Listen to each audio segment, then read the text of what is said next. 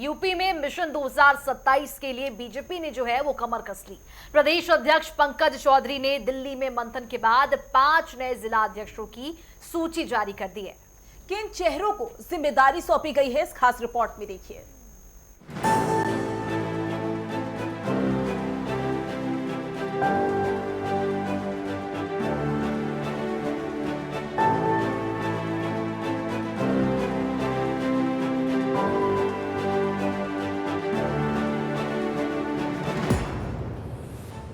प्रदेश में साल 2027 के विधानसभा चुनावों को ध्यान में रखते हुए भारतीय जनता पार्टी ने संगठन को धार देना शुरू कर दिया है। प्रदेश अध्यक्ष पंकज चौधरी ने दिल्ली में केंद्रीय नेतृत्व के साथ लंबे मंथन के बाद बड़ा फेरबदल करते हुए 5 नए जिला अध्यक्षों के नामों की घोषणा की। नई नियुक्तियों का विवरण। वाराणसी से राम सकल पटेल को नया जिला अध्यक्ष बनाया गया, तो वहीं गोरखपुर महानगर से रमेश प्रसाद गुप्ता को नया जिला अध्यक्ष बनाया गया।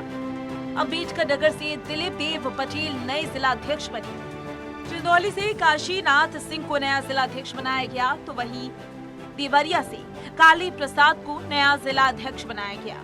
इस फेरबदल के 3 मुख्य सियासी मायने हैं। विपक्ष के पीछे को करारा जवाब। विपक्ष के पिछड़ा, दलित और अल्पसंख्यक फॉर्मूले को पछाड़ने के लिए बीजेपी ने सूची में ओबीसी और वैश्य समाज को विशेष प्राथमिकता दी। पार्टी का मानना है कि सोशल इंजीनियरिंग से विपक्षी घेराबंदी को तोड़ा जा सकता है।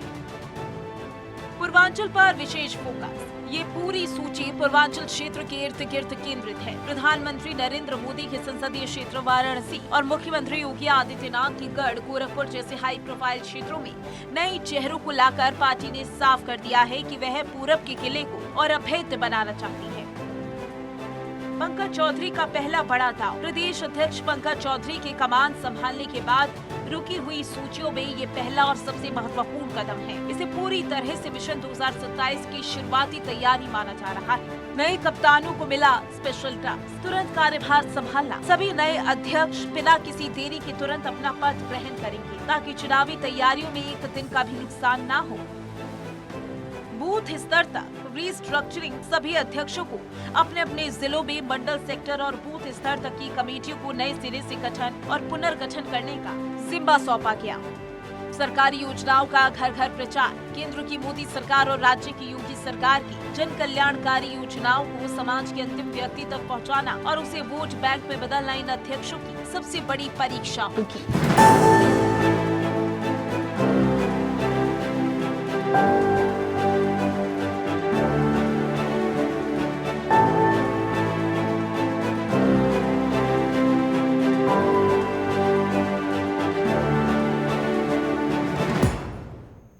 और चलिए इसी पूरे मामले पर ज्यादा जानकारी के लिए प्रमुख संवाददाता अनूप सिंह हमारे साथ जुड़ चुके हैं। अनूप, प्रदेश अध्यक्ष पंकज चौधरी ने दिल्ली में मंथन के बाद जो है वो 5 नए जिला अध्यक्षों की सूची जारी कर दी है। कौन कौन से वो नाम है और किस तरह की जिम्मेदारी उन्हें सौंपी गई है?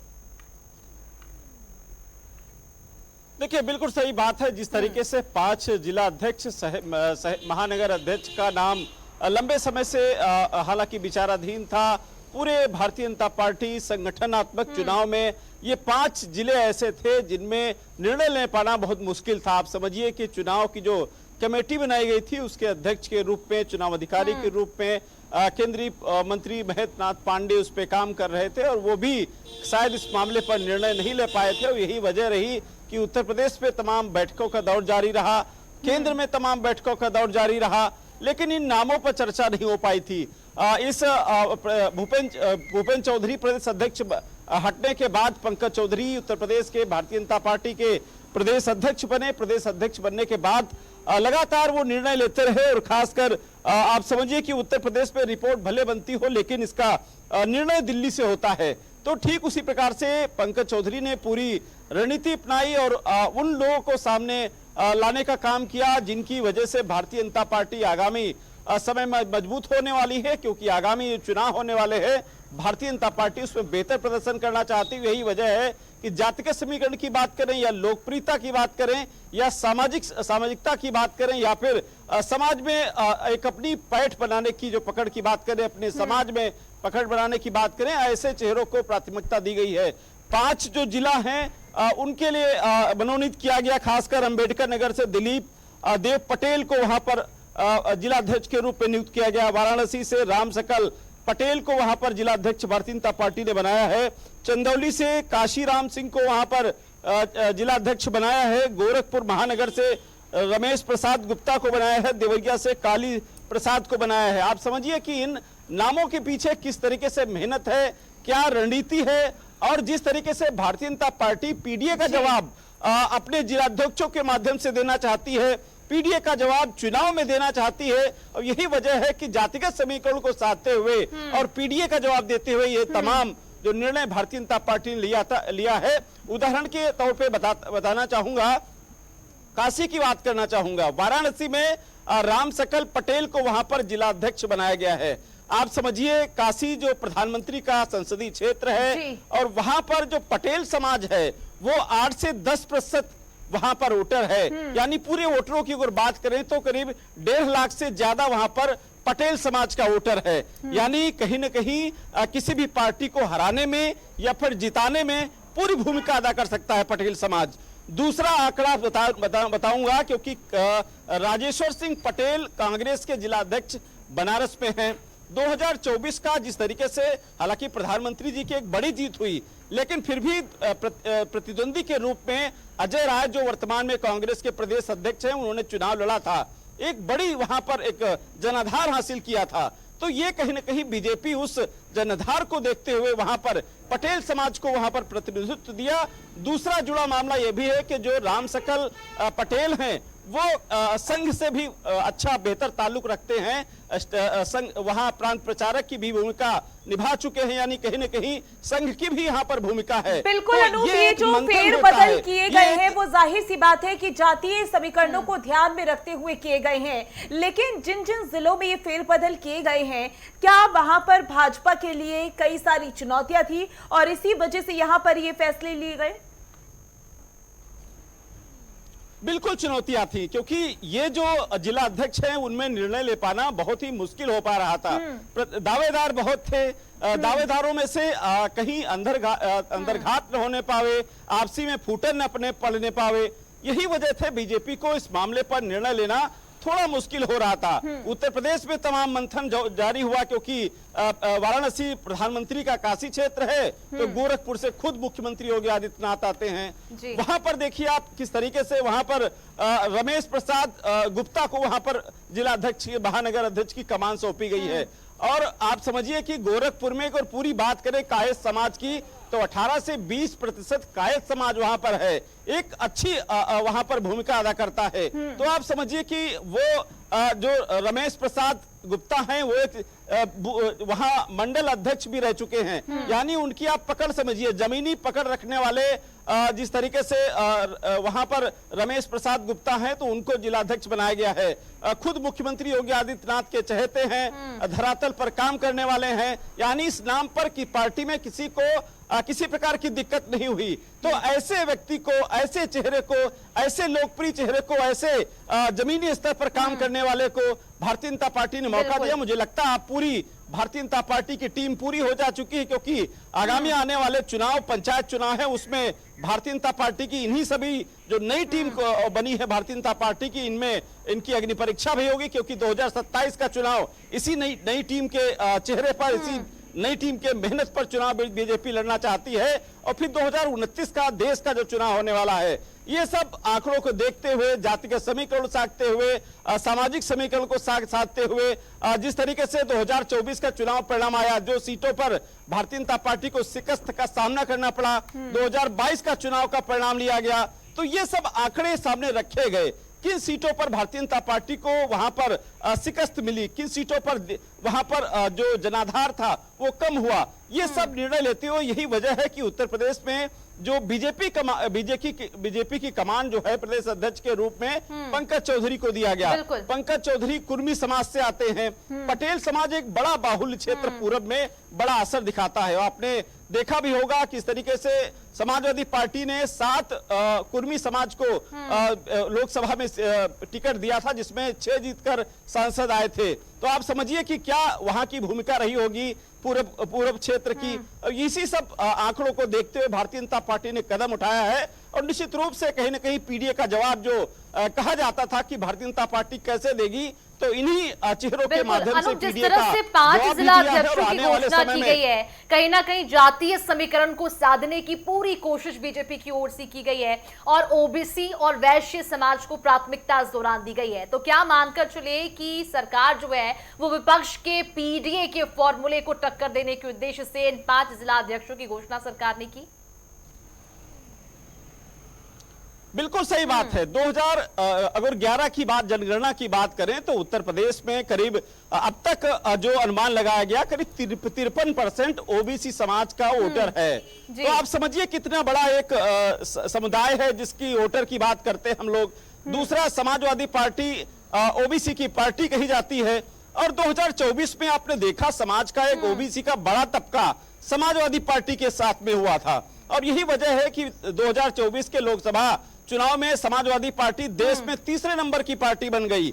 अब भारतीय जनता पार्टी इस पीडीए का तोड़ इस ओबीसी को समाज को अपनाने के लिए, जो ओबीसी समाज बीजेपी से थोड़ा छिटक गया था, उसको फिर से भाजपा में लाने के लिए, बीजेपी की जमीन को मजबूत करने के लिए भारतीय जनता पार्टी ने कदम उठाया और ओबीसी समाज को तवज्जो दिया। आपने देखा जिला अध्यक्ष से लगा करके, चाहे मंत्रियों की यहाँ पर बारी हो या फिर अभी आपने देखा होगा किस तरीके से मंत्रिमंडल विस्तार हुआ, उसमें ओबीसी को समाज को जगह दी गई। खुद प्रदेश के अध्यक्ष ओबीसी समाज से आते हैं। तो कुल मिला के भारतीय जनता पार्टी बखूबी समझती है कि आगामी आने वाले चुनाव में भारतीय जनता पार्टी को समाजवादी पार्टी से टक्कर सीधे लेनी पड़ेगी। तो इस समाजवादी पार्टी का जवाब देने के लिए भारतीय जनता पार्टी ने अपनी पूरी टीम को तैयार कर लिया है। मुझे लगता है आने वाले चुनाव समाजवादी पार्टी के लिए बहुत ज्यादा आसान नहीं होंगे, बहुत ही कठिन होने वाले हैं, क्योंकि जाहिर सी बात है उत्तर प्रदेश की बात कर ली जाए तो हर एक राजनीतिक दल 2027 की तैयारियों में लगा हुआ है और भाजपा की हमेशा से रणनीति रही है कि पहले से सोच कर चलती है कि बाद में क्या होने वाला है।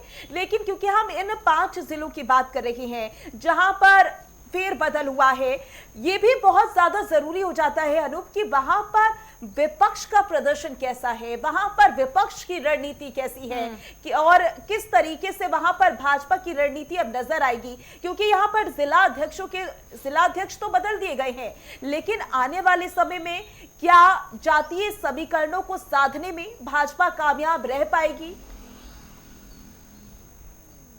बड़ा सवाल है आपका और बेहतर भी है, क्योंकि जिस तरीके से भारतीय जनता पार्टी काम करती है तो भारतीय जनता पार्टी का काम करने का अंदाज प्लान ए प्लान बी के तरीके से रहता है। यानी अगर कहीं एक दूसरे से प्लान अगर फेल भी हो जाता तो प्लान बी पीछे से बीजेपी बैकअप पे रखती है। क्योंकि यही वजह है, आप समझिए कि ये जो 5 जिले हैं काफी महत्वपूर्ण भी थे और इन 5 जिलों में भारतीय जनता पार्टी के तमाम दिग्गज भी रहते हैं। जैसे हमने नाम लिया वाराणसी का, खुद प्रधानमंत्री नरेंद्र मोदी का संसदीय क्षेत्र है।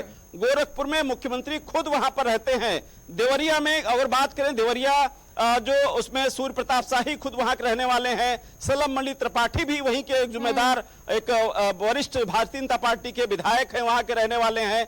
तो कुल मिला के ऐसे जिलों में निर्णय लेने पाना भारतीय जनता पार्टी के लिए काफी मुश्किल था और मुझे लगता है यही वजह रही कि उत्तर प्रदेश में 98 जिला अध्यक्ष महानगर अध्यक्ष हैं, उसमें से 5 ये जो जिला अध्यक्ष महानगर अध्यक्ष रह गए थे, इनका चुनाव होना था, इनको बनना था। इसको लेकर मंथन का दौर जारी था, तमाम जद्दोजहद हुई, तमाम ये कोशिश हुई कि आपस में कहीं ना कहीं फूटा न होने पावे, क्योंकि घर का जब चुनाव होता है वो सबसे कठिन माना जाता है। और यही वजह रही, भारतीय जनता पार्टी ने थोड़ा समय तो लिया लेकिन देर आए दुरुस्त आए, एक बेहतर चुनाव यहाँ पर रहा। और बीजेपी ने जो चाहती थी कि पीडीए का जवाब देने के लिए, वो पूर्वांचल में अपनी पकड़ को मजबूत किया है। पूर्वांचल में पंकज चौधरी खुद अपना एक दबदबा रखते हैं, क्योंकि पंकज चौधरी पूर्वांचल पूरा गोरखपुर से भी उनका घर है, वहां पर महाराजगंज में भी घर है। तो कुल मिला के पूरब की पूर्वांचल की भूमिका को समझते हैं और हर जिले का वो अपने पूरा आंकड़ा भी रखते हैं। यही वजह है कि पंकज चौधरी अध्यक्ष बनने के बाद जो निर्णय है वो लगातार लिए जा बिल्कुल रहे हैं। आरोप जिस तरह से बेबाक भी पंकज लिए जा चौधरी रहे हैं की और हम बात जल्द से कर रहे जल्द हैं तो अध्यक्ष बनने के बाद सबसे बड़ा संगठनात्मक फैसला उन्होंने लिया है। तो क्या जिस तरह से ये फैसला लिया गया है, 5 राज्यों में जिला अध्यक्षों का जो है 5 जिलों में जिला अध्यक्षों का ऐलान किया गया है, इसको कितना महत्वपूर्ण माना जा रहा है 2027 के विधानसभा चुनाव के मद्देनजर? और जातीय समीकरण को कहीं ना कहीं साधने की पूरी कोशिश की गई है। विपक्ष की ओर से क्या इस पूरे मामले पर कोई प्रतिक्रिया अभी तक निकलकर सामने आई है? देखिए, हालांकि विपक्ष लगातार अपनी जमीन को मजबूत कर रहा है, क्योंकि लंबे समय से विपक्ष लगातार विपक्ष में ही है और कोशिश कर रहा है कि 2027 में हो सकता आने वाले समय में चुनाव विपक्ष के लिए अच्छा हो। ये लगातार इस को लेकर के लगातार मेहनत भी कर रहे हैं। मुझे लगता हर पार्टी कोशिश कर रही है कि 2027 का चुनाव प्रदर्शन उसका बढ़िया हो। कांग्रेस की बात करें, कांग्रेस और समाजवादी पार्टी, मुझे लगता है जिस तरीके से तालमेल चल रहा है, दोनों लोग मिलके ही चुनाव 2027 का लड़ने वाले हैं। बीएसपी सुप्रीमो मायावती ने भी साफ कह दिया है कि वो चुनाव 2027 का अकेले दम पर लड़ेंगी, किसी की पार्टी के साथ गठबंधन नहीं करेंगे, क्योंकि उनका गठबंधन का जो अनुभव है वो खराब रहा है। दूसरा, समाजवादी पार्टी के साथ साथ बीजेपी लगातार 2014 से लगातार उनके पास जो छोटी पार्टियां, छोटे दल हो, चाहे सुभाषपा की बात करें, अपना दल की बात करें, निषाद पार्टी की बात करें, आरएलडी की बात करें, ये घटक दल हैं एनडीए के साथ में, और उत्तर प्रदेश में भी लगातार ये सब मिलकर चुनाव लड़ते हैं। तो कुल मिला के भारतीय जनता पार्टी इन घटक दलों के साथ में तैयारी कर रही कि 2027 में चुनाव लड़ेंगे और आने वाले समय में विपक्ष को फिर से एक बार करारा जवाब देंगे और उत्तर प्रदेश में हैट्रिक लगाने की, यानी तीसरी बार योगी आदित्यनाथ के नेतृत्व में उत्तर प्रदेश में सरकार बनाएंगे। कि आने वाले समय में बीजेपी की ओर से और कितने फैसले देखने को मिलते हैं और 27 को लेकर और किस तरीके की रणनीति देखने को मिलती है।